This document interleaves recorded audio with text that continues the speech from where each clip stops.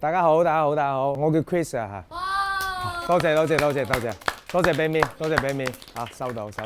而家現時代嘅卡片就係短視頻，即係一個快速令到人去認識一樣嘢嘅一個載體。點解我哋嘅粵劇要加入短視頻呢個方式呢？介紹粵劇。粵劇係我哋中國非物質文化遺產嘅嘢。如果你放喺短視頻嗰度，咁人人都可以學到。係啦，其實兩個同學仔都講得好啱嘅。首先，第一，粵劇係一個非物質文化遺產。咁依家就係教你點樣用翻部手機，將佢俾更多人見到留低。咁你哋又係學緊呢樣遺產嘅人，咁你覺得你哋責任好重大。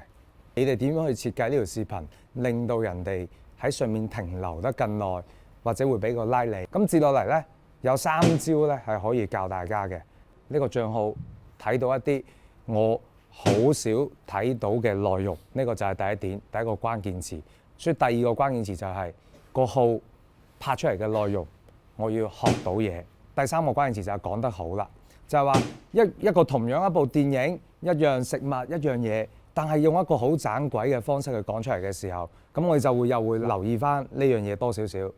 其實同頭先你哋出場嘅方式係一樣嘅，有人就行出嚟面無表情，有人就會 say 個 hi， 有人就會畫出嚟咁樣，同樣一樣嘅出場方式，但係你用一種更加令到人哋吸引注意力嘅方式去講出嚟嘅時候，同樣嘅樣嘢又會唔同，係啦，所以就係呢3個關鍵。依家就去實操，但係完咗之後呢，條片出咗嚟，我哋就要 upload 上去，真真實實咁樣俾人哋喺網上面睇得到，然之後睇下邊個嘅 like 比較多，轉發比較多，評論比較多。落嚟呢，有15分鐘時間俾你真正去拍呢條片嘅內容。我再重複一次，係拍介紹你自己同埋點解要學粵劇呢樣嘢，清唔清楚？Action！